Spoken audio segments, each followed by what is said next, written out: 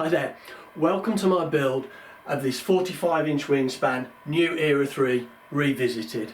You can see we've got the fuselage and the wings hanging up here, and you know, we're almost ready to start covering, so that's going to be really good. I need to put some time to thinking about a colour scheme. But before we do that, there's just a few little jobs that are sort of have remained undone, if you like. I need to sand the wingtips, but also I need to fiberglass the central section of the wing. There's just a minimum 2-inch a band of fiberglass that will go around that join and be epoxied. So we'll have a look at that in a minute. But first I'm going to be looking at the tailplane. It needs sanding. I haven't sanded that or the rudder and the fin yet. But with regards to the tailplane, I still need to do the aileron hinges, and I've got the 2 elevators which are actually joined together by a piece of dowel. I think it's 3/16 dowel. So we'll have a look at that now, and we'll do that first, and then we'll get on and have a look at the epoxy and fiberglass of the wings. Well, I've just glued the 2 elevators together with a piece of 3/16 hardwood dowel, and I thought I would just show you how I've laid this out. The more I thought about it, the more I thought it was definitely the best thing to glue these elevators unprofiled, unsanded, because by having them like that, they sit so much better on the bench. And the last thing we want is for them to be slightly twisted, which if we profiled them, it would be difficult to get them exactly right. I think this is much easier.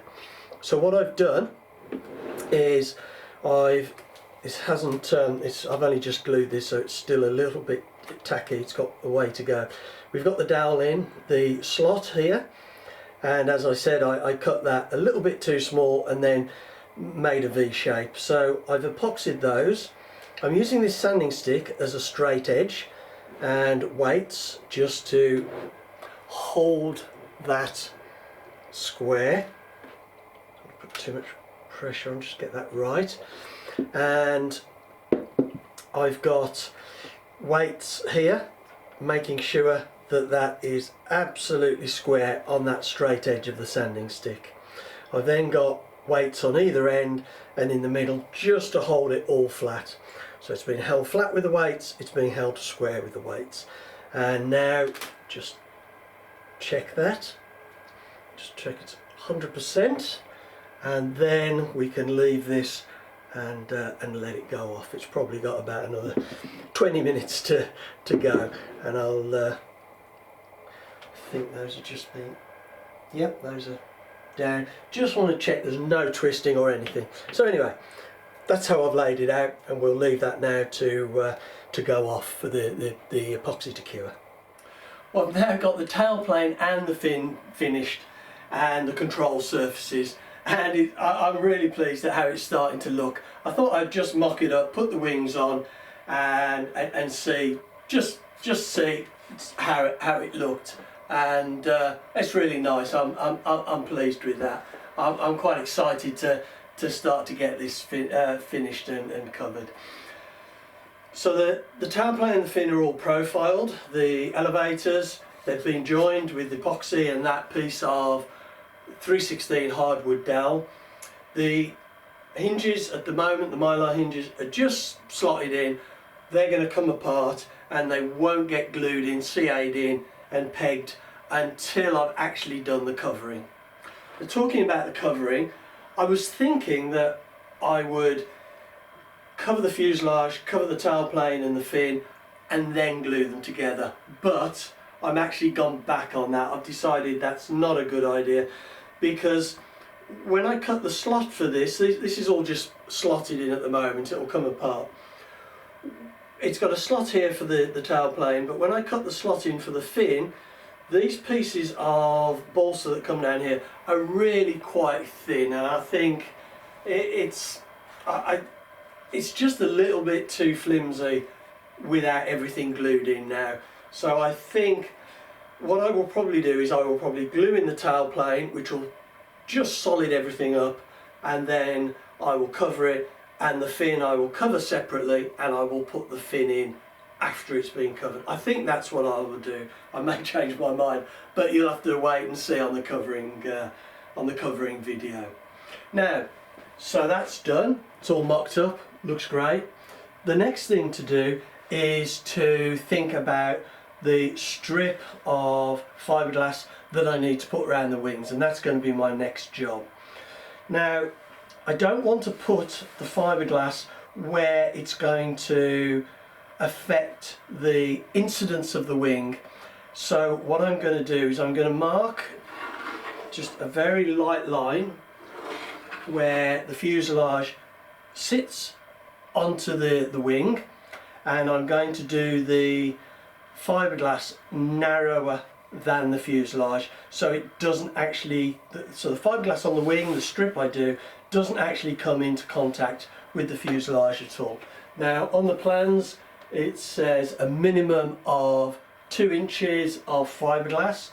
Well, the fuselage is 3 inches wide, so I will be doing about 2.5 inches of fiberglass on that middle section of the wing. And what I will be doing is putting some tape on either side, some masking tape, to make sure that the epoxy or the fiberglass doesn't stray onto the wing. The fiberglass won't, but the epoxy might. So just to make sure I get a nice straight seam and it doesn't interfere with this nice joint that we've created here, to get that incidence just right. So I'm going to set that up now, and we'll come back and have a look when we've got the fiberglass and everything set up and ready to be epoxied. Well, I've decided that I am going to glue the tailplane in, and I just thought I'd show you how I've set that up to make sure that it's actually square with the wings, or at least, sorry, parallel to the wings and square to the fuselage.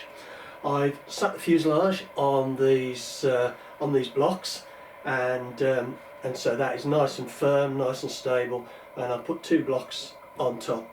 Now the bottom of the fuselage should be fairly square, but who knows. Now the wings are secure in place, the tailplane is in the slot. Now I started to measure the wings, measure the tailplane, and to be honest, I think the best way I can do this is, rather than measuring it, is just to go down the end of the plane and to eye up the ends of the tailplane with the top of the wing. For me, I feel more comfortable doing that. I trust my eye to line up to make sure that they're both parallel looking from the end, rather than trying to measure it. And this tip here just needs a slight lift, only about 1 millimetre, very small amount. So what I've done is I've just made myself like a little balsa support, and I put a T-pin in the top, and the T-pin I can push down, lift up until it's just right, and that just goes under that edge there and lifts that just a fraction to make sure that it's level. Once that's pin's right, if I want, I can epoxy it, sorry, not epoxy it, I can CA it just to make sure it doesn't move.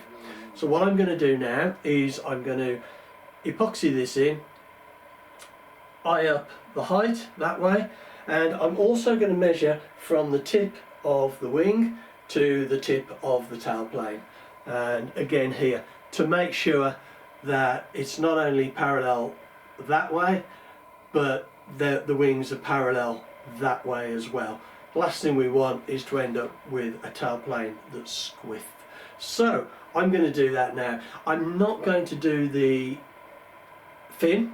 I'm going to leave that. I'm going to cover the fin first, and then I will put the fin in. But I really, because of these thin ends here, I really wanted to get the tailplane in, and just to firm up the end of the fuselage by doing that. I'm now ready to start doing the fiberglassing, and I'm going to do the top portion of the wing first, because that's the most critical. It says on the plans a minimum of 2 inches, so I'm going to do 2 inches on the top, and then I'll probably do 3 on the underside. Just narrow on the top, as I said, because I don't want to alter that interface. So I'm going to mix up my Zap 30-minute epoxy with a little bit of ethanol, 95% ethanol, to thin it down, and then I'm just going to brush that on. The fiberglass itself, it's 3 ounce, I don't know whether I said that, and I cut it with a pair of really sharp scissors and it cut lovely. Now I've just done a few little dabs of CA just to hold the fiberglass in place. So all I need to do now is brush on the epoxy. Well, I've now epoxied the fiberglass, and that's looking pretty good. I've given it a light sand just to take the rough bits off, but there's no point in sanding it too much. It's going to be inside the fuselage, so it's not going to be seen. And on the underside I've also put on fiberglass and epoxy, but I've sanded that a lot more to make it smoother. You'll still see it through the covering. I did think about putting on a second coat of epoxy just to try and get rid of the pattern from the fiberglass, but you know, it's on the underside of the plane, you're not going to see it. The only thing really adding extra epoxy will do is just add to the weight. It's not going to add to the strength. This is, well, about 3.5 inches wide, and this was just over 2.25, something like that. And on the plans it says a minimum of 2 inches, so that should be plenty strong enough. So it's good to get that done. Well, it's really exciting now because we've got the wing finished with the fiberglass, the tips profiled, and so that's ready for covering. And we've also got the fuselage up here, and that's all shaped, smoothed off nicely. I even, when I was doing the fiberglassing for the wing, I used the excess excess epoxy I had just to fuel-proof the inside of the engine bay. And I've got the tail on now, that's epoxied on, so that is now ready to be covered. So it's been a lovely build this, I've really enjoyed it, and I'm hoping you'll come back and see the next video. Subscribe please, and see how we get on with the covering of the fuselage and the wing. It's not long before we're going to get this bird in the air. Really exciting.